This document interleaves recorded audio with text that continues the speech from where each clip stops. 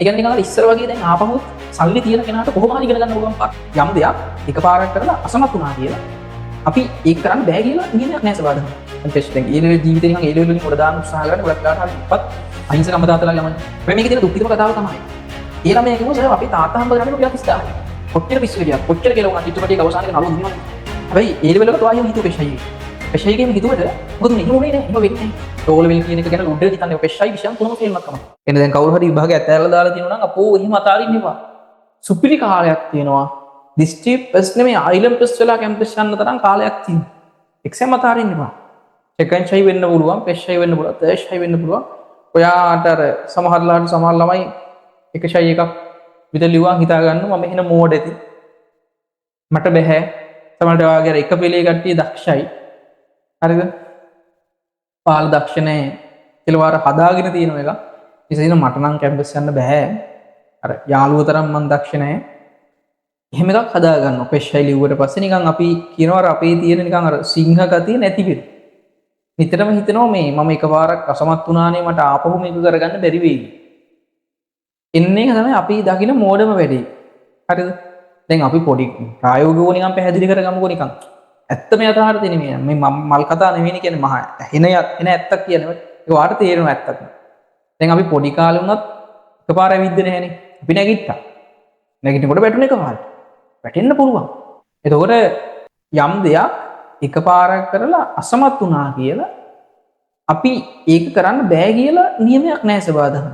සබාදහමේ තියෙන්නේ අපි උත්සාහ කරනකොට මුලින් අපිට කරන්න බෑ කියලා දැනෙන ලොකු ස්ට්‍රෙස් එක ලොකු උත්තක් හිතන අපිට නගින්න බෑ කියලා හිතන ලොකු කන්දක් අපි පොඩි කොරස් විදියට හෝ අපි දවසෙන් දවස හෝ පොඩ උත්සාහ කරද්දි පුතා ඒක පොඩ තුනී වෙලා යනවා. ඒ නිසා ෆස්ට් ෂයි එකේ සමහර වැටෙන්න පුළුවන්. සෙකන්ඩ් ෂයි එකේ වැටෙන්න පුළුවන්. ඔයාට තියෙන අවසානික වෙන්නත් පුළුවන්. නමුත් ඒ තියෙන මානසික මට්ටම නැති වෙන්න ඕන. තේරෙනවද?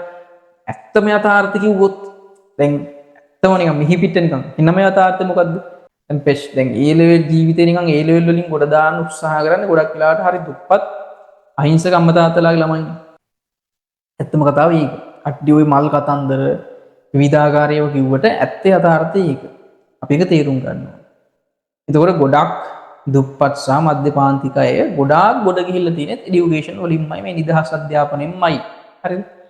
යම් සල්ලි මුදලක් තියෙන මිනිස්සු සමහරට දැන් අර ඉස්සර කට්ටිය කියන කැම්පස් යන එක ලකුණේමද උනේ කියලා. නෑ දැන් තියෙන්නේ ඒක ඒ වගේ එකක් තියෙනවා. කැම්පස් යන වාගේ රෑන්ක් එක පොඩ්ඩයි මදි. හරිද? හැබැයි වාගේ ඊට වඩා ගොඩක් අඩු එකාට සල්ලි තියෙන නිසා යා ප්‍රයිවට් කැම්පස් එකකට ගිහින් ඉගෙන ගන්න වෙන්න පුළුවන්. හරිද? ඒකට සමහරවිට ගොඩාම දුප්පත් ළමයිට එහෙම කරන්න බෑ. කට්ටියගේ බැංක් ලෝන් දාන්නේ කතන්දරක ඒක ඇත්ත. නමුත් ලොකු වියදමක් දරන්න ඕන ළමයි. කොච්චර වියදමක්ද? හරිද මම කැම්පස් එකේ නම කියන්නේ නැහැ. මගේ යාළුවෙක් ඉන්නවා. මම යාගෙන් නිකමට ඇහුවා මම දන්නේ නැහැ ගවර්න්මන්ට් යුනිවර්සිටි මාජ්ජපුරේ කෙනෙක්. ඒවා දන්නේ නමුත් ඒක හොඳයි කාට හරි ඉගෙන ගන්න පාරක් හදලා තියෙන එක හොඳයි. ඊවට තරක කරන එක මහා මෝඩ වැඩක්. හැබැයි මතක තියාගන්න ගොඩාක්ම ආර්ථික මට්ටම අඩු කෙනෙක් පවුලක ළමයිට මේකට යන්න බෑ ළමයි. දැන් කට්ටිය හිතන බැංකු අයක් කරන් යන්න පුළුවන්. ඒවා අර සමහර ඒවා තියෙනවනේ චිත්‍රපටි. දැන් හැම චිත්‍රපටියක්ම ඉවර වෙන්නේ ලස්සනට. يعني අපි හිතන විදිහටම ඉවර වෙන්නේ. හැබැයි ඒ චිත්‍රපටි විතරයි. ඇත්ත ලෝකෙ වෙන්නේ අපි හිතන විදිහට ඉවර වෙන්නේ නැහැ. අපි හිතන විදිහට ඉවර කරගන්න අපි පට්ට ගියමක් ගන්නවා. දැන් ඔයාලා කොච්චර කර ෆෙෂයි එක හිතන්න. ඔයාලා ෆෙෂයි එකේ මුල් කාලේ පිස්සු කෙල්ලලා අවසානයේදී ඔයාලා හිතුව නේද හොඳට විභාගේ පාස් වෙයි කියලා. චිත්‍රපටියක වගේ. කොච්චර පිස්සු එළියක් කොච්චර කියලා වුණා චිත්‍රපටියක අවසානයේක නළුව දිනනවනේ පුතා. හැබැයි ඒ ලෙවල් වල තෝ ආයෙම හිතුව ෆෙෂයි එකේ. ෆෙෂයි එකේ එහෙම හිතුවට මොකද උනේ? එහෙම උනේ නැහැ. එහෙම වෙන්නේ නැහැ.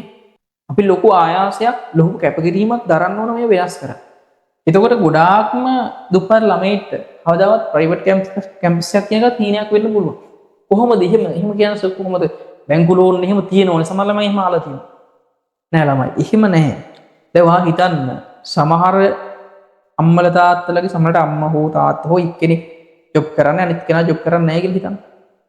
හරිද? මම ඒ යාළුවගෙන් ඇහුවා නිකමන මම ඒ කාලේ මම හිතන්නේ මට දැන් අවුරුද්දකට විතර කලින් හෝ මාස 6කට 8කට මට හරියට මතක නෑ බොරු කියනෝනේ. එතකොට ඒ ළමයාගෙන් මම ඇහුවන් පස්සේ එයා කිව්වා මාසෙකට සාමාන්‍ය වියදම රුපියල් 30000ක් විතර යනවා. හොස්ටල් බෝඩින් වලට හොස්ටල් නේ බෝඩින් වලට ඒවත් එක්ක වියදම කෑම බීමලත් එක්ක වියදම රුපියල් 30000ක් විතර යනවා. 20000ක් 30000ක් යනවා කියලා හිතමුකෝ අපි. යා හොඳටම ඉන්නවත් දන්නේ නැහැ නේ අපි දන්නේ නැහැ. 20000ක් 30000ක් යනවා කියලා හිතමු. එතකොට සාමාන්‍යයෙන් ළමෙක් කොහොම මගෙන් කොහොම හරි කතන්දරයක් එක්ක මේ ප්‍රයිවට් කැම්පස් කියන ඇහුවන් පස්සේ තමයි මම එයාගෙන මම නිකන් එහෙම අහන්නේ නැහැ නිකන් ආතලෙකට. කොච්චර වියදමක් යනවද ඩිග්‍රී එක කීයද කියලා ඇහුවම මම එහෙම අර ඒ ළමයෙක්ගෙන් අහලා ප්‍රයිවට් කැම්පස් ඉන්න මගේ යාළුවෙක්ගේ මල්ලි කෙනෙක්ගෙන් අහලා මං කිව්වේ ළමයට. එනකොට වියදම කීයක්ද කියලා ඇහුවම එයා කිව්වා 30000ක් විතර යනවා කියන මාසෙට. එයා කිව්ව එක 20000ක් කියලා විදමු. 20000ක් 30000ක් යනවා මාසෙට. හැබැයි මේකේ තියෙන දුක්ඛිතම කතාව තමයි ඒ ළමයා කිව්වා සර් අපේ තාත්තා හම්බ කරන්නේ රුපියල් 30000යි. මෙහෙ නෑ ඇත්ත කතන්දර. හරිද මේ හරි නිකන් කතා නෙමෙයි බොරුවට කිව්වා. ඒ ළමයා කිව්වා සර් අපේ තාත්තා හම්බ කරන්නේ මාසෙට 30000යි. දැන් නිකන් හිතන්න. ප්‍රයිවට් කැම්පස් ගියන් පස්සේ දැනෙන වියදම 30000ක් නම් 30000ක් වියදමක් යනවා නම් හිතමු එහෙම 20000ක් යනවා කියලා හිතමුකෝ. ඒතර මුළු ඔයාගේ පවුලේ තාත්තා විතරයි හම්බ කරන්නේ. එහෙම ළමයි ඉන්නවා. ඒතර පුතා අය හම්බ කරන්නේ 30000යි නම් පුළුවන්ද බං අහන්නේ. එතකොට ඔය කියන කතාව හැමෝටම වළංගු නැහැ. කොච්චර කරා. මුදල් කියන එක මත පදනම්ව තමයි අර කැම්පස් යන්න බැරි වෙච්ච අයට ඊළඟ ස්ටෙප් එක තියන්න පුළුවන් වෙන්නේ. ඒක කට්ටිය මොන මල් කතා කියලා හරි මොනවා හරි සායම් ගාලා හරි වහන්න උත්සාහ කරාට ඒක තමයි යථාර්ථය.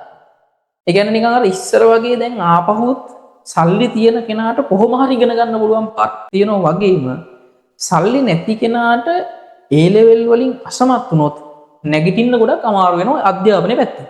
අනිත් පැති මම කතා කරන්නේ නැහැ. හරිද? අධ්‍යාපනයේ පැත්තේ නැගිටින්න අමාරු වෙනවා.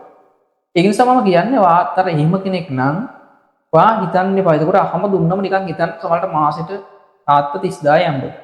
අවුරුදු 4ක් එහෙම දෙන්න තියෙනවා. 3ක් හෝ 4ක් ඒ ගන්න ඩිග්‍රී එකට අනුව. ඒතකොට ඒක නිසා මේ ඒක ලොකු කාරණයක්. කියනවා හිතනවා ඔයා හම්බ කරගන්න ගමන් ඒක කරනවා කියලා ඒක හරි අමාරු වැඩක්. මොකද අපි කැම්පස් එකේ ඉන්න ගමන් ටියුෂන් කරා අවුරුදු 4 මේ ලෙවල් වලින්. ඒක හරි අමාරු වැඩක්. ගවර්න්මන්ට් ඉඳලා. හරිද? ඒක ගොඩක් අමාරු වැඩක්. ඒක එහෙම අර හින මල් කතාවක් නෙමෙයි. හිම බෑ ප්‍රයිවට් කැම්පස් එකේ මම ප්‍රායෝගිකව විශ්වාස කරනවා හිම අමාරු වෙති කියලා. දන්නේ නැහැ ඒක ඒ නිසා කියන්න බෑනේ. එහෙම ඔයා හම්බ කරගෙන එහෙම කරගන්න එක අමාරුයි. එහෙම පරිසරයක් නැහැ ඒක ඇතුලේ. හරිද?